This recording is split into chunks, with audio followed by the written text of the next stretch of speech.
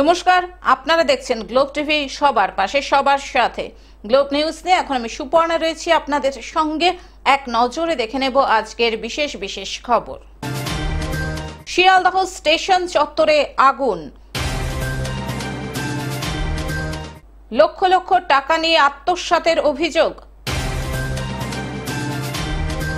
দুটি বাস সার্ভিসের উদ্বোধন,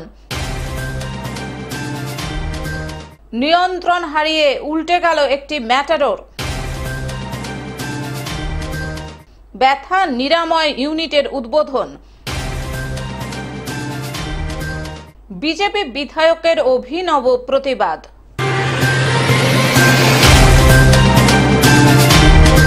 আসছে বিস্তারিত খবরে। শিয়ালদহ স্টেশন চত্বরে আগুন। গতকাল অর্থাৎ বৃহস্পতিবার রাত 11:15 নাগাদ শিয়ালদহ স্টেশন লাগোয়া উড়াল পুলের নিচে বাজারের গা ঘেঁষা খাবারের দোকানগুলিতে কার্যত দাউ দাউ করে আগুন জ্বলতে দেখা গেল।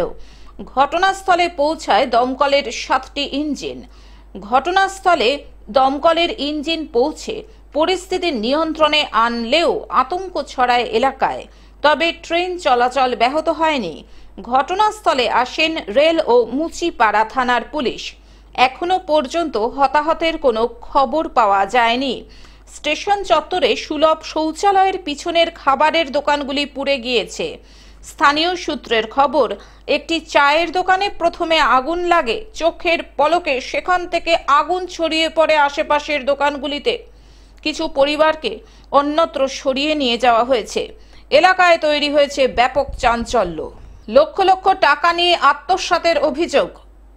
উত্তর 24 পরগনার বসিরহাট মহকুমার সন্দেশখালী থানার সন্দেশখালী 2 নম্বর ব্লকের খুলনা গ্রাম পঞ্চায়েতের খুলনা গ্রামের হাই স্কুলের শিক্ষক ভবতোষ দাসের বিরুদ্ধে ডাসা নদীর ধারে স্বনির্ভর গোষ্ঠীর মহিলারা মিছিল করেন।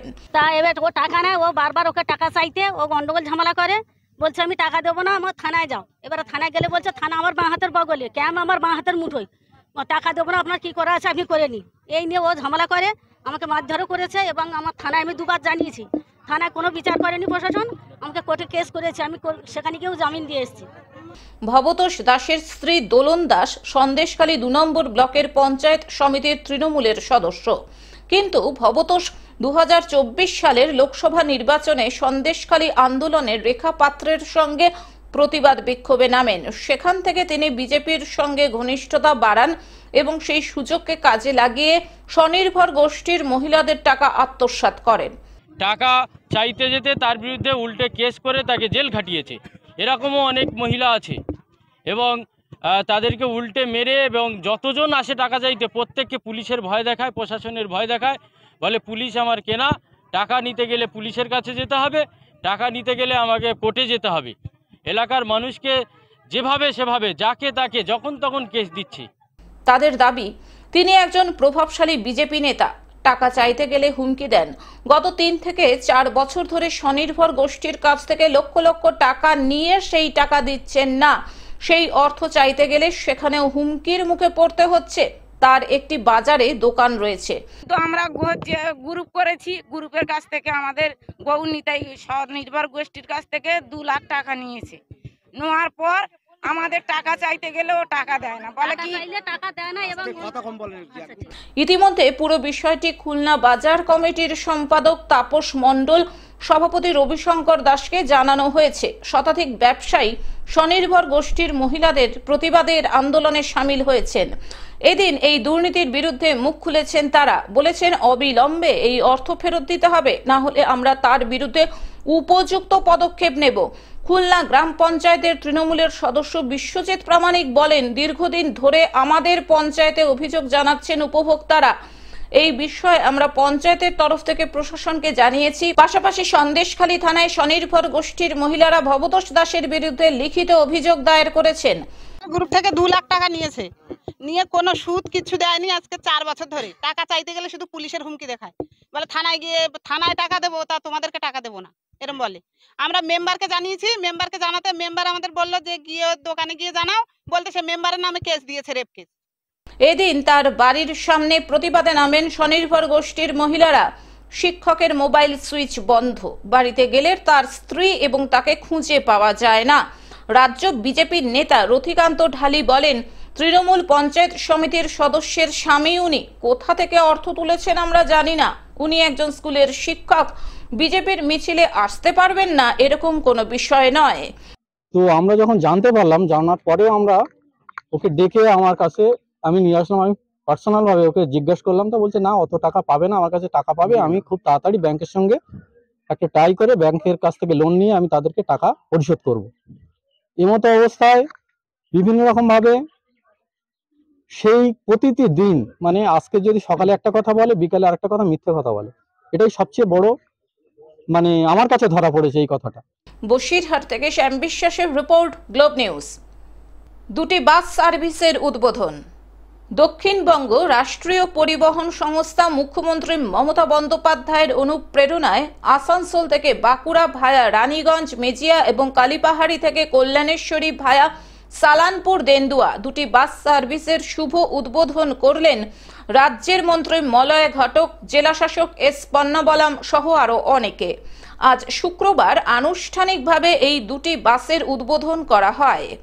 এই যে রুটগুলোতে বাস চলছে না, যে রুটগুলো বন্ধ হয়ে গেছে, যে রুটগুলো দীর্ঘ 1 বছর বা 2 বছর ধরে কোনো নতুন বাস প্রাইভেট মালিকদের তরফ থেকে নামানো হচ্ছে না, অন্ততপক্ষে সেই রুটগুলো যাতে সরকারি বাস দিয়ে ভরিয়ে দেওয়া যায়, মানুষের পরিষেবা বাড়িয়ে দেওয়া যায়, আমার মনে হয় সেদিকে আমাদের আরো লক্ষ্য দেওয়ার প্রয়োজন আছে, লক্ষ্য রাখার প্রয়োজন আছে এবং এই পরিষেবাটা বাড়ানোর প্রয়োজন আছে। কারণ বাস হচ্ছে এমন একটা যাতায়াতের ব্যবস্থা, গণমাধ্যম, গণ পরিবহন ব্যবস্থা, যেটা এখনো পর্যন্ত মানুষের কাছে সব থেকে সস্তায় যাতায়াত করা যেতে পারে। আসানসোল থেকে সৌমিত্র গাঙ্গুলির রিপোর্ট, গ্লোব নিউজ। নিয়ন্ত্রণ হারিয়ে উল্টে গেল একটি ম্যাটাডোর। গঙ্গা স্নান করে আসার পথে নিয়ন্ত্রণ হারিয়ে উল্টে গেল পুণ্যার্থী বোঝাই একটি ম্যাটাডোর। এই ঘটনায় আহত হয়েছেন অন্ততপক্ষে 20 জন। তাদের উদ্ধার করে নিয়ে আসা হয়েছে মালদা মেডিকেল কলেজ ও হাসপাতালে। এখানে অ্যাক্সিডেন্ট হয়ে গেছে 4 চাকার সাথে। কি করে? 407টা দিক থেকে আসছিল, রাজমহলের দিক থেকে, বাইকটা দিক থেকে যাচ্ছিল, বাইকটা ওভারটেকিং করছিল, ওটাকে বাঁচাতে গিয়ে এটা উল্টে গেছে। 407 কি লোকজন ছিল? হ্যাঁ, প্রচুর লোকজন ছিল। জানা গিয়েছে মানিকচকের রাজমহল ঘাট থেকে গঙ্গা স্নান করে একটি ম্যাটাডোরে করে বাড়ি ফিরছিলেন 40 থেকে 50 জন পুণ্যার্থী। ঠিক সেই সময় ইংরেজ বাজারের লক্ষ্মীপুরের দামোদরপুর এলাকায় এক বাইক আরোহীকে বাঁচাতে গিয়ে নিয়ন্ত্রণ হারিয়ে উল্টে যায় গাড়িটি। আমরা গঙ্গা স্নান করতে গেছিলাম ওই কি রাজমহল ঘাটে। রাজমহল ঘাটে কতজন ছিল গাড়িতে? তা 40-50 জন। আমরা পিছনে ছিলাম। আবার কিভাবে হলো অ্যাক্সিডেন্টটা? মানে বাইকটাকে সামনে ছিল তো, ওই বাইকটাকে বাঁচাতে গিয়ে অ্যাক্সিডেন্টটা হলো। ঘটনায় আহতদের উদ্ধার করে মালদা মেডিকেল কলেজ ও হাসপাতালে নিয়ে আসা হয়। একটা যে ট্রাকটা ছিল, ট্রাকটা মানিকচকের দিক থেকে রথবাড়ির দিকে যাচ্ছিল, সামনে থেকে অপোজিট ডাইরেকশন থেকে, যেটা রথবাড়ি থেকে মানিকচকের দিকে বাইক যাচ্ছিল একটা, তো দুটোর মধ্যে হয়তো কোনো ডিসব্যালেন্স হয়ে গেছে, ট্রাকটা হয়তো লেগে গেছে। মালদা থেকে অভিষেক দাসের রিপোর্ট, গ্লোব নিউজ। ব্যথা নিরাময় ইউনিটের উদ্বোধন। আসানসোল জেলা হাসপাতালে ব্যথা নিরাময় ইউনিটের উদ্বোধন করা হলো। আজ শুক্রবার আনুষ্ঠানিকভাবে এই প্ল্যান ম্যানেজমেন্ট ইউনিট তথা ব্যথা নিরাময় কেন্দ্রটির উদ্বোধন করা হয়। আজকে 14 ফেব্রুয়ারি 2025 আসানসোল ডিস্ট্রিক্ট হাসপাতাল এবং সুপার স্পেশালিটি হসপিটাল, আমাদের সুপার হসপিটাল বিল্ডিং এর একতলাতে আজকে আমাদের এই পেন ম্যানেজমেন্ট ইউনিট আমরা উদ্বোধন করলাম।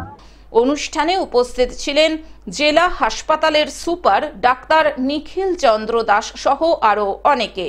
আমাদের পেন ম্যানেজমেন্ট ইউনিট আজকে আমাদের অফিসিয়ালি ইনগরেশন হলো, কিন্তু যখন আমাদের ক্যান্সার কেয়ার ওপিডি এই জেলায় শুরু হয়েছে 2022 থেকে, তখন থেকেই আমাদের পেন ম্যানেজমেন্ট চলেছে। আনঅফিসিয়ালি বলবো না, অফিসিয়ালি তখন থেকেও তার রিপোর্টগুলো চলেছে।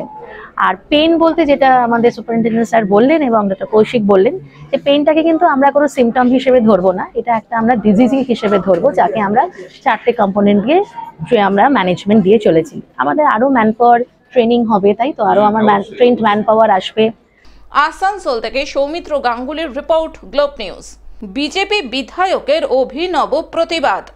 বোরো চাষের সময় পেরিয়ে গেলেও রাজ্য প্রশাসনের এখনো অবধি গা ছাড়া মনোভাব রয়েছে, এই দাবি করলেন হুগলির খানাকুলের বিধায়ক সুশান্ত ঘোষ। পরিমাণ মতো জল না পাওয়ার কারণে কৃষকদের চাষের সমস্যা হচ্ছে, এমনটাই জানান বিক্ষোভকারীরা। এরই প্রতিবাদে গতকাল হুগলির খানাকুল বাস স্ট্যান্ডে কাদার ওপর ধান গাছ লাগিয়ে বিক্ষোভ দেখালেন বিজেপির বিধায়ক ও নেতাকর্মীরা। তাদের সাথে স্থানীয় বেশ কিছু কৃষক পরিবারও যোগদান করেন।